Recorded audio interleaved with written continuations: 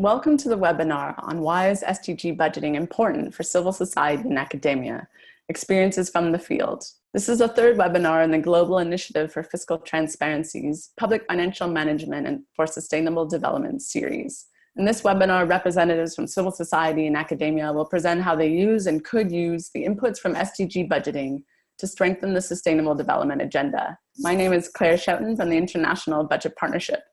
We work to ensure that government budgets are more transparent and accountable to the public, and thereby more responsive to the needs of vulnerable populations. We focus on budgets because they are a government's most powerful economic policy instrument to address poverty and inequality. We learned early on that one of the key obstacles that citizens groups face is access to information and opportunities to participate in the budget process. The latest Open Budget Survey, which assesses budget transparency, public participation, and oversight, shows that 77% of the 115 countries surveyed fail to provide sufficient information on how governments raise and spend public funds and the progress achieved towards development goals. These problems are exacerbated by few opportunities for public participation and the existence of weak and ineffective oversight institutions. In this context, and limited civic space in many countries, civil society organizations and academia around the world are playing an important role in SDG accountability. They are costing the SDGs and advancing alternative budgets in Central America and Ireland, engaging parliamentarians and other stakeholders on SDG budget analysis in countries such as Tanzania, producing shadow SDG reports in Benin, Brazil, developing a citizens budget in Nepal to help the public understand how the government is addressing climate change, and informing and following up on audits of public concern. In more than 20 countries, civil society organizations are assessing and addressing the extent to which governments deviate from planned budgets, providing evidence for SDG 16, and offering solutions across the goals. This is important for understanding whether governments are keeping their promises and delivering as planned towards development goals. Civil society organizations are engaging throughout the budget process, from formulation to oversight, with state actors such as finance ministries, legislators, and supreme audit institutions, collaborating with social movements and the media, and connecting at the local, national, and global level to hold governments to account. They are using budget information to check alignment with national development plans and implementation, assess inequalities, inform policy and practice, and ensure development dividends. We're excited to participate in the webinar today. We aim for it to be a practical, interactive webinar. We'll learn about the innovative work of the Central American Institute of Fiscal Studies, ICEFI, and open the discussion to enable participants to share their questions, experiences, and approaches. So without further ado, I'm delighted to introduce Ricardo Barrientos of ICEFI. He is the fiscal policy specialist in charge of the political action unit at ICEFI, and they'll be sharing their innovative work to strengthen SDG budgeting and the Sustainable Development Agenda. Over to you.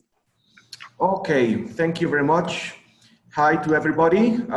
Again, we at ICEFI thank very much for this opportunity to present our work on this effort to link the Sustainable Development Goals, the SDGs, with public investment in the budget.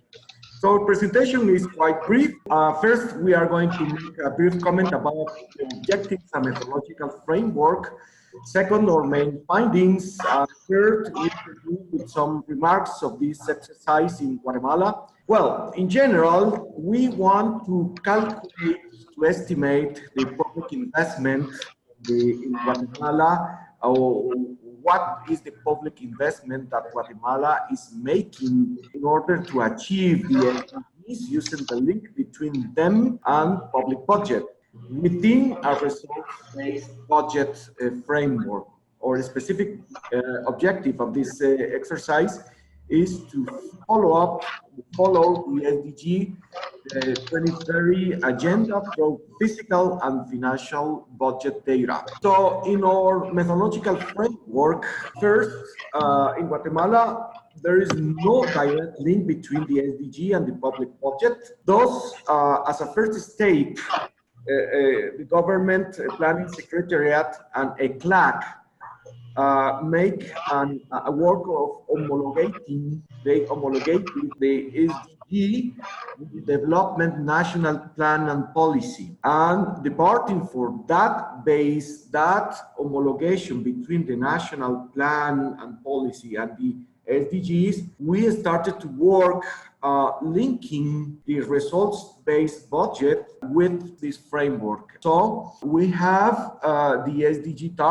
targets by one hand, by other, the national targets, and then we try to produce a list of integrated targets that makes sense in the language of our national budget in the results-based framework. With this basic idea that it looks quite simple in this cartoon, but of course this is a big database work and matching and trying to make the correct interpretation on the budget lines and the SDG goals and targets and the specific items, we started to be able to make this kind of things. Thinking of the question of how much SDG targets are linked to the results-based budget, we find, or we are able now to say the percentage of SDG targets that are reflected in products and sub-products of the results-based budget.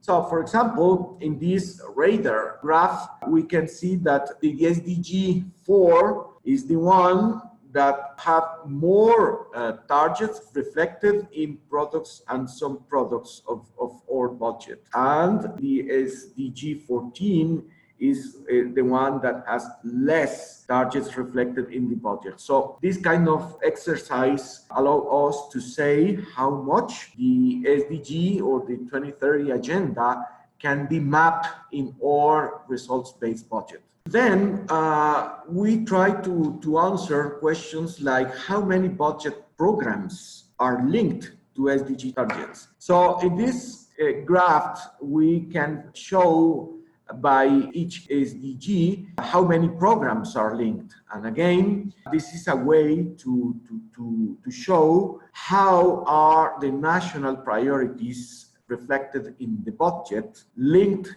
with the objectives, the SDG. And we can see that, for example, again, is SDG 4 and 3 that are getting more attention, more programs in the Guatemalan budget between through this linkage. So then we can make some policy analysis, and then recommendations. There is a huge imbalance on how much the Guatemalan budget is stating priorities since the SDG point of view. So in the current 2019 budget, only two SDG 3 and 4, this was clear in the previous draft related to education and health, are getting more budget than the rest of the SDG.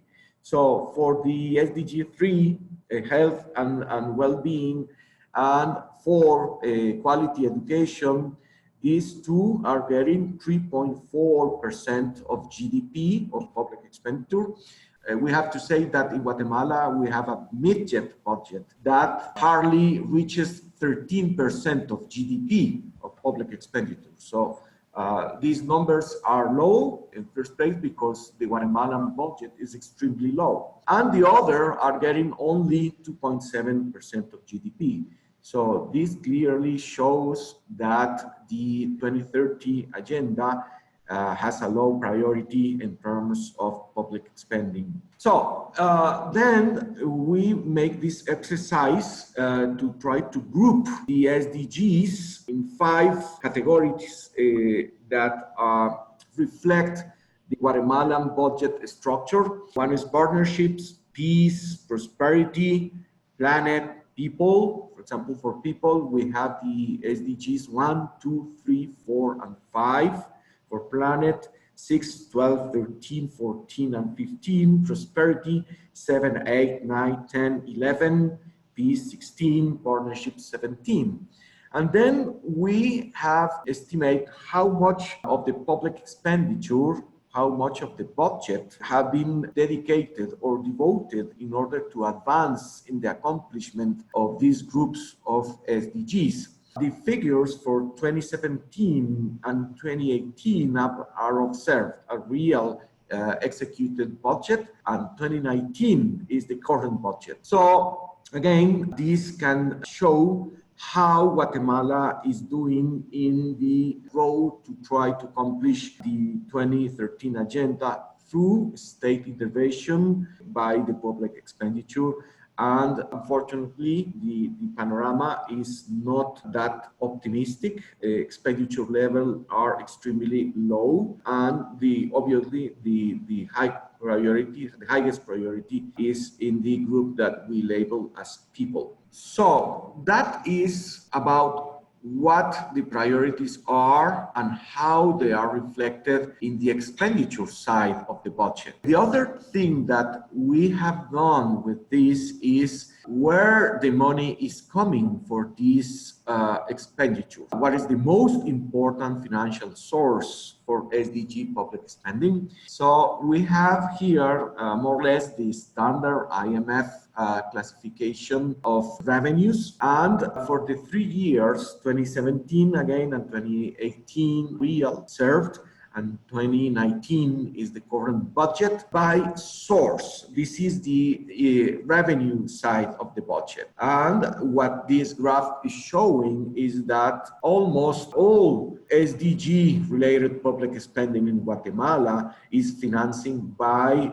taxes, both general destination taxes or those earmarked tax revenues. For example, the whole revenue coming from the cigarette tax, the tobacco tax is earmarked for the health ministry, that kind of source. And in all 3 years, tax revenue is the most important source. So here's some remarks. What this kind of exercise of matching databases, matching lines in the whole SDG and 2030 agenda framework can help Guatemala in make some evaluation or appraisal of how the country is doing. So we can offer the authorities. By the way, last Sunday we elected the new president who is going to take office in next January. So here are 4 clear and concrete recommendations for the new government. That is an example of how this can work in practice. And the first remark is that expenditure is concentrated in only 2 SDGs, health and education, making impossible to properly advance on the rest of SDG.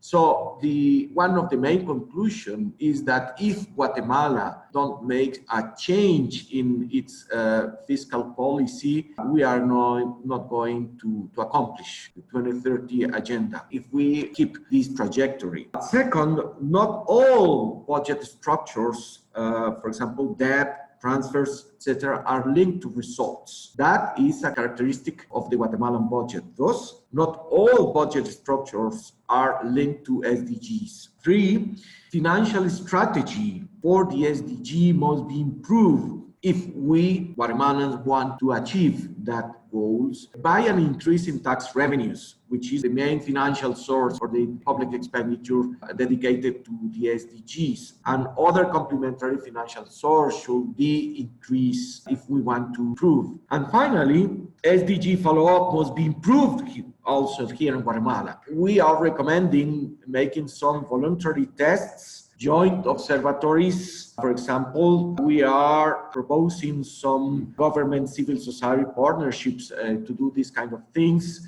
And in general, the follow-up and evaluation capabilities of the General Planning Secretariat of the government should be improved. At least they appear to be aware of these challenges. And this is a very, very brief and quick review of the main ideas of what we are doing here in Guatemala, trying to link public investment, public expenditure in the budget with the SDGs. So thank you very much to GIFT. Congratulations for these webinars. We are more than eager to receive an answer if we can your questions. Wonderful. Thank you so much. Great to hear about this example. I think you've clearly highlighted the need for detailed information, also the importance of connecting and analyzing the revenue and the expenditure side, and being clear about results and the results orientation of budget programs and plans. Could you perhaps elaborate a bit more on any sort of challenges you faced in getting information or analyzing the data? And perhaps you mentioned the new president, of course, but perhaps you can share a bit more of how you've engaged with government to advance this analysis and policy recommendations. The first, for the first question, we in Guatemala have the advantage that we have a more or less well-developed integrated financial administration system running in the government. So this system is quite detailed for the expenditure side of the government. So it allows to make exercises to try to match the detail, the way in the Guatemalan budget is structured with the structure of the SDG and the 2030 agenda. So it was laborious, but the data was available thanks to or due to this high detail of this integrated system. For us, the main challenge for this exercise is that what we try to do is to match the national plan priorities and objectives with the 2030 agenda and the SDGs. But these plans, national plans, changes go with administrations. So we are expecting for the new government to present their national plan, and we expect that it will not change that much from the current, because if the change is so big, we are going to start again from zero, doing this matching. Thank you. And we have a question here from one of the participants. Why is including SDGs as part of the planning and budgeting process of the government not part of the recommendations? And he's thinking of, or the participants thinking of Argentina, for example, where there is a government institution in charge of implementing the SDGs and helps to include them in the planning process of the rest of the government. Well, in Guatemala, there is an entity in charge of linking the budget and the whole government actions with the SDGs, and this is the Presidency Secretariat of Planning and Programming. But as may be the case in other countries, this secretariat is quite weak compared with a powerful entity like the Ministry of Public Finance. And I am thinking maybe the paradigmatic case of Chile, where the mighty Ministerio de Hacienda, the Ministry of Finance, is the most powerful government entity compared with any other. More or less, that is the case in Guatemala. The Ministry of Public Finance has a big share of power, and the Secretariat of Planning is kind of weak in terms of real power. But they are trying to make recommendations, and they are asking civil society for help. We have this project, which is financed by the Germans with the GIZ agency, that is trying, for example, they are asking ICEFI to share the knowledge of this kind of exercise with the technicians of the General Planning and Programming Agency of the government. So I will resume my answer that there is an entity, but it's in a learning process because it's a kind of weak agency within the government. Thank you. We have two other points here. So Charlie of Afro Leadership in Cameroon is asking about the IFMIS and whether it's fully open to the public in Guatemala. In Cameroon, as in many other African countries, there is no IFMIS, and let alone fiscal data available to the public. So if you could talk a bit more about the public availability of IFMIS and information more generally. We also had a question or a comment, a question about matching the national agenda with the SDGs. Has the exercise provided insights for policy realignment, and how does civil society leverage these opportunities together with government? Yes, the integrated financial management system is almost fully open to the public. What you need is a keyword to access, and you can enter in almost all information modules. Obviously, you cannot access the administrative sections of the IFMIS.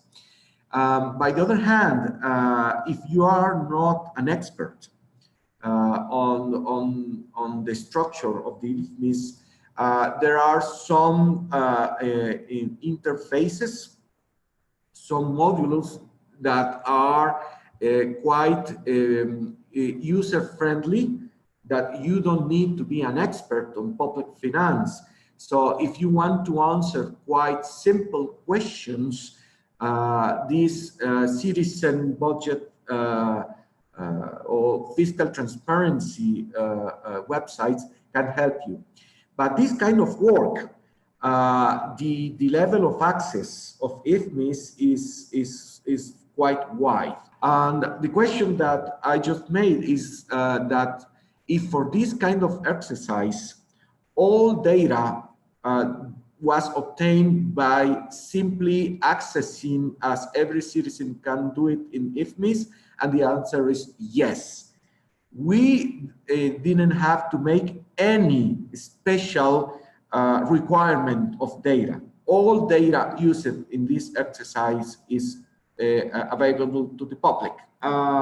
For the question on how the authorities are taking these recommendations, or if they are willing to work together with civil society with this kind of things. Well, with the Presidente Morales administration that is going to end on next January, the story is not that good. There has been, this has been a quite reluctant government to work with independent entities like ICEFI, because they have been in quite controversial situations, and they have been subject to critique, and they have been accused of corruption. So these have made things quite difficult at the high level, the presidents of the Republic, the ministers. But obviously we have contact and communication at the mid-level, technocrats and technicians, and we have excellent exchange, technical exchange of information with the middle level, but they are not decision takers.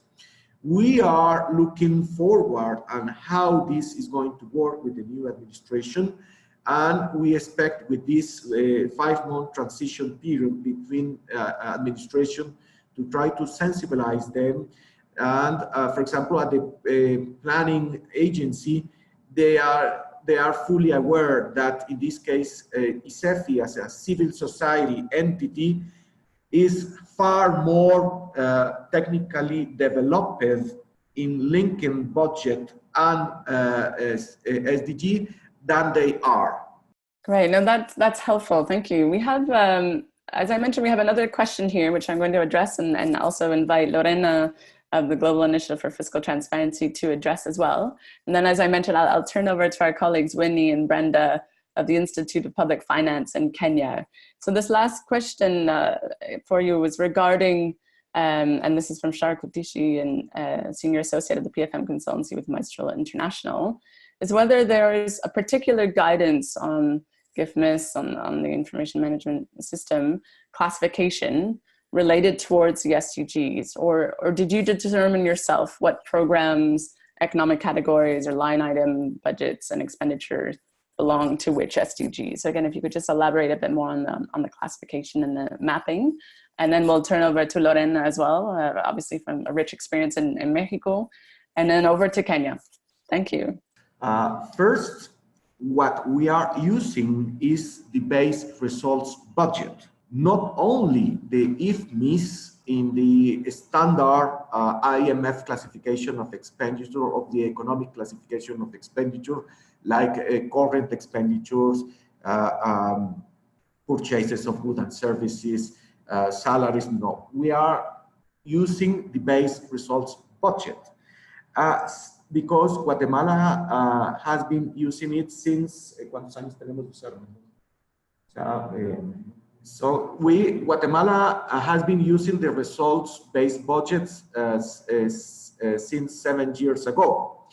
So if you have a base results budget, then you go to the results, and the results, for example, for education, elementary level coverage of the educational system, the primary attention level of the health system, coverage of children between 0 and 5 years old, and that kind of results.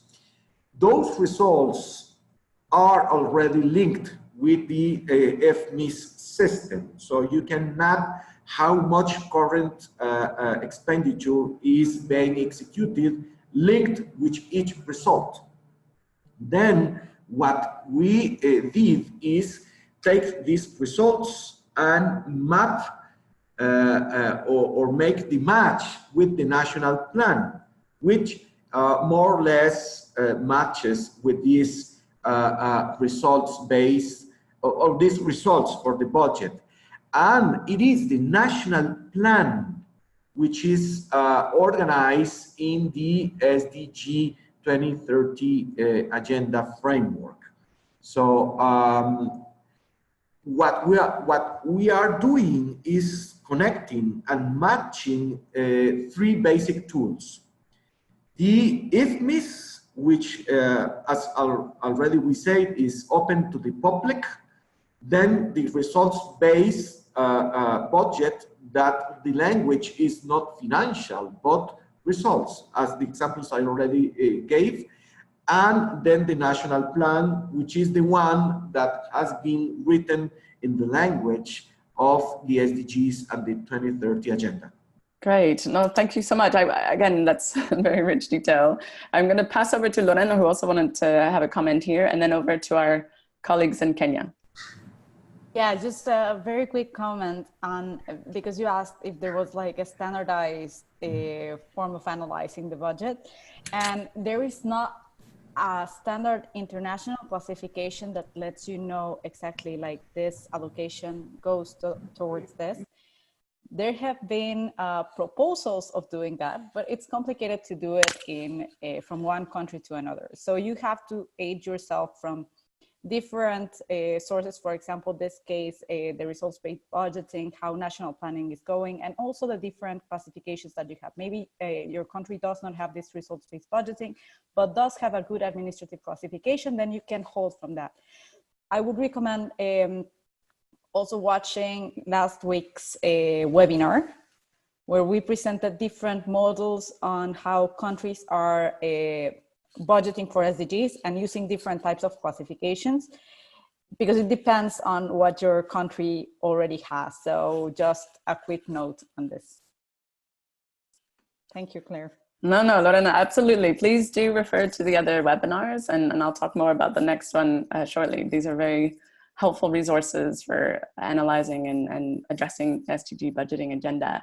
I want to turn over now to, and thank you very much to our colleagues from ICEFI. That was a great example of how civil society and academia can engage in SDG budgeting, in advancing policy and practices for the SDG agenda. I want to turn over now to our colleagues in Kenya. Yeah, for those of you who are looking at the chat box, you can see some of their questions, some of their experiences. But Winnie and Brenda, perhaps you can share some of your experiences around the SDG budgeting and 2030 agenda and raise some of the questions and experiences that you've shared with us already. That would be great.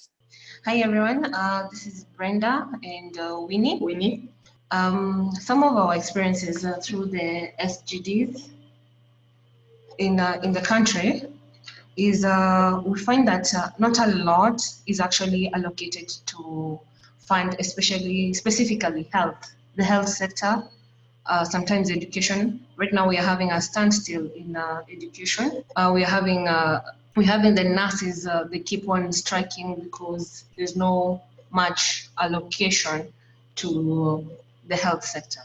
Yes, and on that note, the quality of education also, that is SDG number 4, is also questionable in Kenya specifically because we have a lot of universities churning out thousands of graduates who cannot find the right jobs because the skills do not match what is actually required in the job market. So it's really a tussle here in Kenya.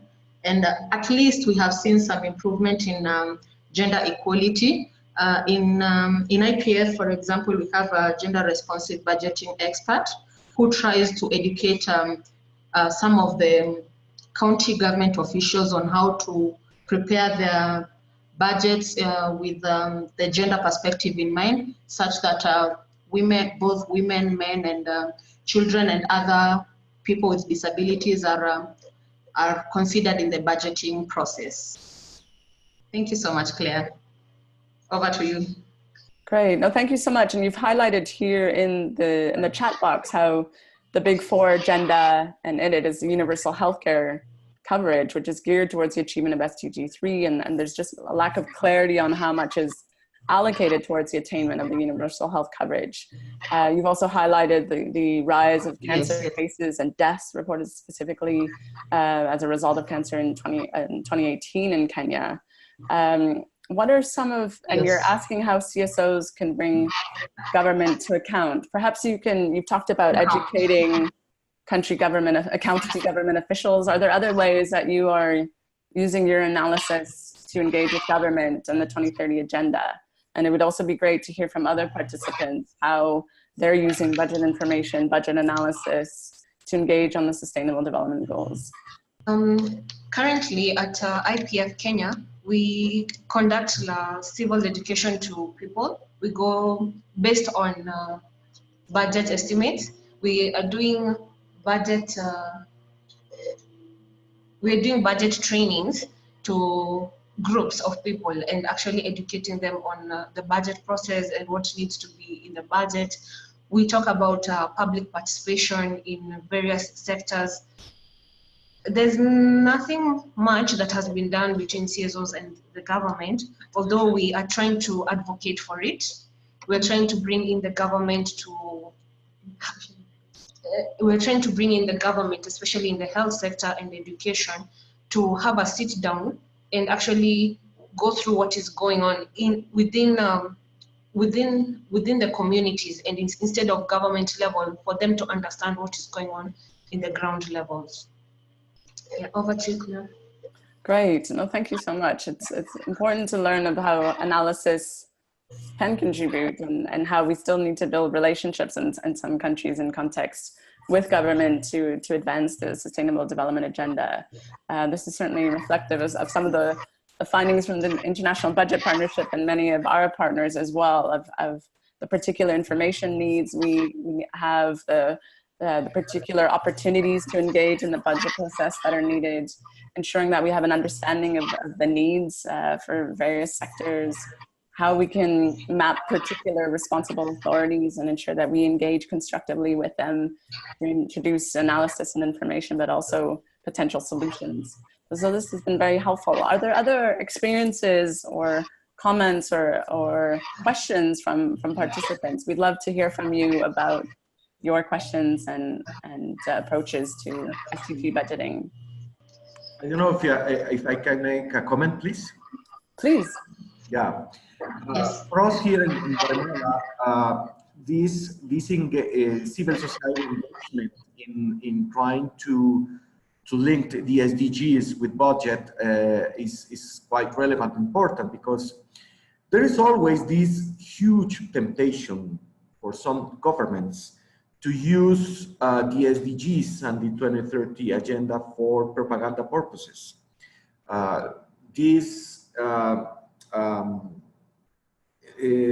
drawings, quite colorful, are very nice, with all these objectives putting in nice diagrams, and this temptation is to just to say that the government is doing great in advancing the country to accomplish the SDGs and the 2030 agenda.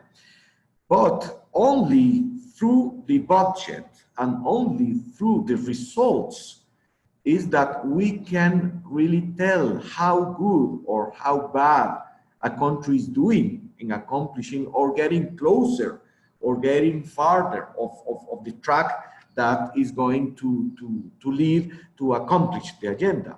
So from the point of view of social audit, this evaluation from the independent civil society is very important, because if for example, the government is trying to use the SDGs and the 2030 agenda for propaganda purposes, let's say that is the case, then measuring how much is really being being devoted in expenditure, and how much the results are reflecting changes in line of accomplishing the agenda, is for us central in this relationship of creating trust or critique for a government that is saying the truth, or it's just being demagogic on this kind of tools. Thank you. Great. No, thank you. It's helpful to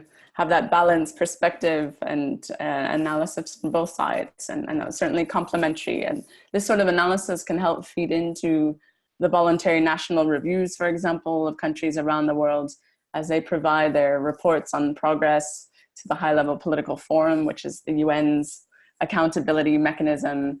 There are ways of engaging audit institutions and other oversight actors, as well as they provide complementary or formal reports of government's performance and spending towards the SDGs. That's certainly an area where civil society is increasingly getting involved in formal reports and formal progress reviews for the UN and national bodies as well. We know there's a lot happening in this field.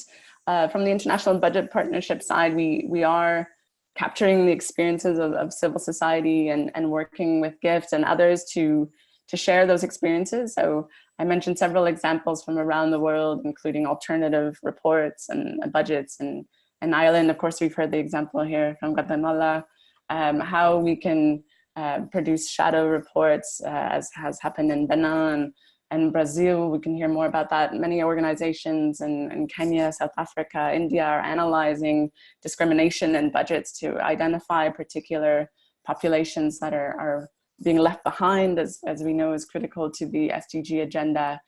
We've been working very closely on issues of budget credibility, which again is looking at the extent to which governments are deviating from their planned budgets. And again, this is critical on both the revenue and expenditure side to understand whether critical programs that contribute to the SDGs are being spent as planned and delivered towards the 2030 agenda.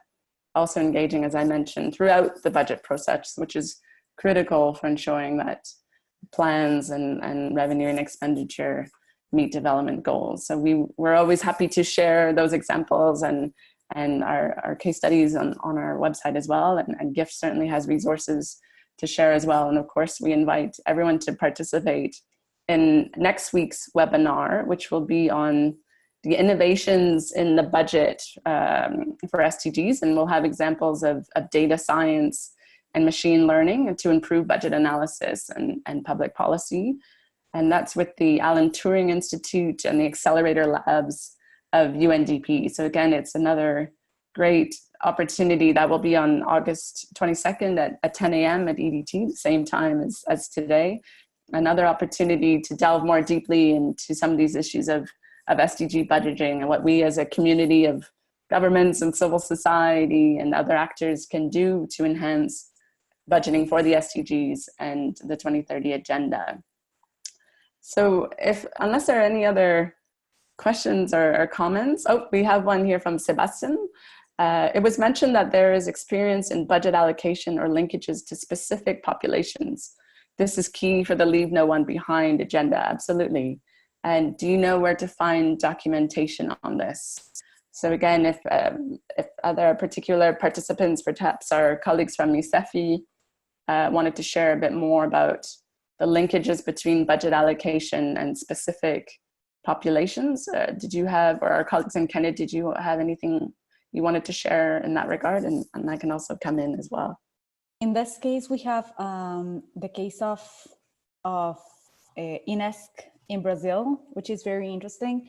They were not able to be in this webinar. We wanted them to present, and they asked us to do it in Spanish. So, Sebastian, we're going to have one in Spanish, and then we'll have it online, with subtitles for everyone. So there is one specific case that I would like to highlight about INESC, but I'm sure there are many from the people here as well. So we would also be happy to share some examples of looking at the impact of budgets on particular groups. We have several studies that we can share. I'm happy to put this into the chat box, and please do feel free to connect again further with us. I'm happy to provide more, but there are great examples from India, for example, of looking at the extent to which Dalit communities or marginalized communities in India have been discriminated against in the budget process. We have examples from South Africa, for example, looking at the various sectors, including water and sanitation, but also around issues of policing. We have other examples that we've highlighted today in Kenya. We have an indicator actually within the Open Budget Survey that looks specifically at the impact of the budget on particular groups in society and whether that information is disclosed in the budget. And various interesting examples from Latin America, of course, and other regions where we can highlight and see the impact on particular groups. This is also linked as well. Of course, there's growing interest in green budgeting and gender budgeting and other aspects of the budget. Of course, for all of these types of budgets, we need that disaggregated information, and that can vary across the different classifications, as Lorena has highlighted. But we do need that disaggregated information. We need robust, granular budget systems that can help us inform policy and help track policies and service delivery. And of course, we welcome those opportunities to engage throughout the budget process to, again, help inform policy practice and evaluate how we're doing on development agenda. So I have a quick comment. Oh, yes, please. Yes, that is a very important question and issue, that of measuring how public expenditure is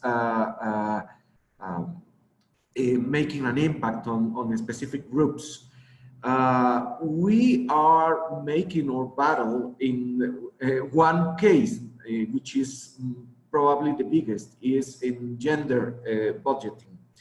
And problem is that, remember that what we explain is that we take the results-based budget, then we link it to the national plan, and then with the SDGs. So problem is that we need we use the results-based budget indicators. So in order to be able to measure the impact in specific groups, what we need is that these indicators are designed and used in an open and disaggregated fashion. And we have been proposed to the government is that all indicators on this results-based budget that are counting people measure the results are open not by gender, but at least by sex. So we can say how much men and how much women, and how much boys and how much girls are being counted for every indicator of the results based.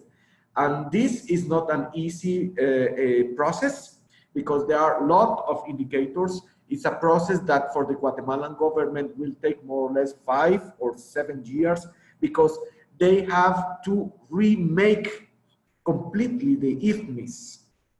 So we are taking this kind of conversation with the government and with Congress. So in order that Congress is going to issue a law ordering the executive branch that is designed and start the process to open up the results-based budget indicators, let's say by gender, by ethnicity, indigenous people, by people with a disability, and you name it. But the focus point is the indicators of the results-based budget, and that is my comment. Great. No, thank you again. That's been very helpful. And we know many civil society organizations have helped shape indicators as well for the Sustainable Development Agenda. We've had some questions here about whether we can share the presentations, the methodologies. Absolutely. As with the other webinars, this webinar will be edited and uploaded on the website. The presentations will be available as well. We're certainly happy to provide our contacts so that you can stay in touch, and we'll continue to share examples and methodologies and case studies. So we wish to take this opportunity to thank our esteemed colleagues who presented their cases, their methodologies. Thank you so much. Thank you to all of the participants who shared your questions, your experiences. This has been a really rich discussion, and we appreciate all the work that you're doing and look forward to the ongoing engagement and to the webinar next week. Thank you so much to GIFT colleagues as well for this opportunity. Have a great day.